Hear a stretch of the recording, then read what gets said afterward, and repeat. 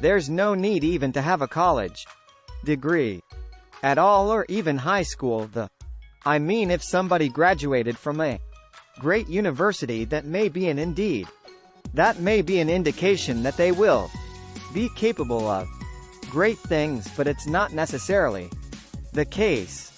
You know, if you look at, say, people like Bill Gates or Larry Ellison, Steve Jobs, these guys didn't graduate from college. But if you had a chance to hire them, of course that would be a good idea. So, you know, just looking just for evidence of exceptional ability, and if there's a track record of exceptional achievement, then it's likely that that will continue into the future. Well, first of all, you don't need college learn stuff. Okay, everything is available basically for free. You can learn anything you want for free. It is not a question of learning. There is a value that colleges have, which is like, you know, seeing whether somebody's is. Can somebody work hard at something? Including a bunch of sort of annoying homework assignments, and still do their homework assignments. And kind of soldier through and get it done. You know, that's like the main value of college. And then also, you know, if you probably want to hang around with a bunch of people your own age for a while, instead of going right into the workforce. So I think colleges are basically for fun and to prove you can do your chores. But they're not for learning. I want to make sure Tesla recruiting does not have anything that says requires university, because that's absurd. But there is a requirement of evidence of exceptional ability. Like, you just can't, if you're trying to do something exceptional, they must have evidence of exceptional ability. I don't consider going to college evidence of exceptional ability. In fact, ideally, you dropped out and did something. I mean, obviously, you know, you look at, like, you know, Gates is a pretty smart guy, he dropped out. Jobs pretty smart, he dropped out. You know, Larry Ellison, smart guy, he dropped out. Like, obviously not needed. Did Shakespeare even go to college? Probably not. So how would you educate your 5 boys? Actually, I created a little school. Yeah, what kind of school could you subscribe to us? Sure, it's small. It's only got 14 kids now, and it'll have 20 kids in September. It's called Ad Astra, which means to the stars. That's maybe a bit different from most other schools. Is that there aren't any grades. There's no like, not grade 1, grade 2, grade 3 type of thing. And making all the children go in the same grade at the same time, like an assembly line. You know, because some people love English or languages, some people love math, some people love music, and different abilities, different times. It makes more sense to cater the education to match their aptitudes and abilities. I think that's one principle. Another is that it's important to teach problem solving, or teach to the problem, not to the tools. So this would be like, let's say you're trying to teach people about how engines work, or you could start by a more traditional approach would be to say, we're going to teach you all about screwdrivers and wrenches, and you're gonna have a course on screwdrivers or caution wrenches and all these things, and this is a very difficult way to do it. A much better way would be like, here's the engine. Now let's take it apart. How we're gonna take it apart? Oh, you need a screwdriver. That's what the screwdriver is for. You need a wrench. That's what the wrench is for. And then a very important thing happens, which is that the relevance of the tools becomes apparent. So we are 5 boys in that school, yes. Until when? This is from preschool. So far it's only 1 year old. They like it, yeah, and you want to keep them away from regular schools. No, I just didn't see that the regular schools. Just they weren't doing the things that I thought should be done, like those two principles. They weren't adhering to those principles, so I thought, well, let's see what we can do.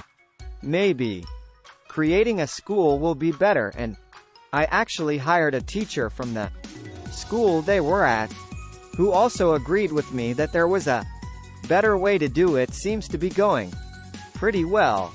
I mean, the kids really love going to school. I think that's a good sign. I mean, I hated going to school. When I was a kid, it was torture. So the fact that they actually think vacations are too long. Like they want to go back to school, wow. Yeah, exactly. I mean, it's actually kind of funny, if you think you're what is education like? You're basically downloading data and algorithms into your brain. And it's actually amazingly bad in conventional education, because it shouldn't be like this huge chore. The more you can gamify the process of learning, the better. For my kids, I do not have to encourage them to play video games. Yeah, okay. I have to pry them from their hands. Like crack. And I think, unfortunately, a lot of education is very bored brilliant. You've got someone's standing up there kind of lecturing at people, and they've done the same lecture 20 years in a row, and they're not very excited about it, and that lack of enthusiasm, is conveyed to the students, that they're not very excited about it. They don't know why they're there. Why are we learning this stuff? We don't even know why. In fact, I think a lot of things people learn, probably there's no point in learning them, because they never use them in the future. Well, we have to say, people, I think, don't stand back and say, well, why are we teaching people these things? And we should tell them probably why we're teaching these things, because a lot of kids just in school kind of puzzled as to why they're there. And I think if you can explain the why of things, then that makes a huge difference to people's motivation. And they understand purpose, so I think that's pretty important. And just make it entertaining. But I think just in general, conventional education should be massively overhauled. And I'm sure you very much agree with that, but I mean, the analogy I sometimes use is you've seen Batman, the Chris Nolan movie, the recent one, and it's pretty freaking awesome, right? And you've got incredible special effects, great script, multiple takes, amazing actors, and great sound, and it's very engaging. But if you were to instead say, okay, that even if you had the same script, so at least it's the same script, and you said, okay, now that script, instead of having movies where we're gonna have that script performed by the local town troupe, okay, and then so in every small town America, if movies didn't exist, they would have to then recreate The Dark Knight, right? With home sewn costumes, and jumping across the stage, and not getting their lines quite right, and not really looking like the people in the movie, and in no special effects. I mean, that would suck. Music. Music. Laughter. Generally, you want education to be as close to a video game as possible, a good video game. You do not need to tell your kid to play video games. They will play video games on autopilot all day. So if you can make it interactive and engaging, then you can make education far more compelling and far easier to do. So you really want to disconnect the whole grade level through the thing from the subjects. Allow people to progress at the fastest pace that they can. or interested in each subject. Music. It seems like a really obvious thing. I mean, I think like most teaching today is a lot like vaudeville, where and as a result just not that compelling. It's like somebody's standing up there and lecturing to you, and they've done the same lecture several years in a row. They're not necessarily all that engaged or in doing it. A university education is often unnecessary. That's not to say it's unnecessary for all people, but I think you probably learn about as much, or the vast majority, what you're gonna learn there in the first 2 years, and most of it is from your classmates. Now, for a lot of companies, they do want to see the completion of the degree because they're looking for someone who's going to persevere and see it through to the end, and that's actually what's important to them. So it really depends on what somebody's goal is. If the goal is to start a company, I would say no point in finishing college. So I think that's how it should be, and it shouldn't be that you've got like these grades where people move in lockstep, and so everyone goes through, goes like normally.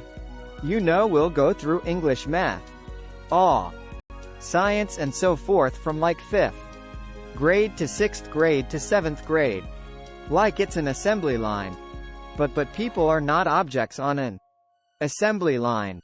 That's a ridiculous notion. There definitely some good schools out there, but I think that some of the mistakes, at least in my opinion, that I see being made in education is that the teachers do not explain why kids are being taught a subject.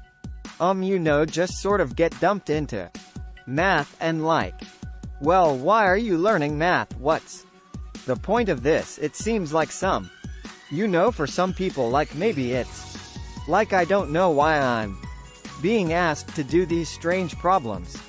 But the why of things is extremely important, because our brain has evolved to not to discard information that it thinks has no relevance. So then if on the one hand you're being asked to memorize or learn, say, formulas, but you don't not know why this is the case, then you have this cognitive dissonance of it seems irrelevant, but I'm being told to remember it, so I'll be punished, so I better remember it. But so the why of things is very important, and picking kind of a problem and then using various educational tools to solve that problem, like using math or physics or economics to solve that problem, is far more engaging than teaching the tools.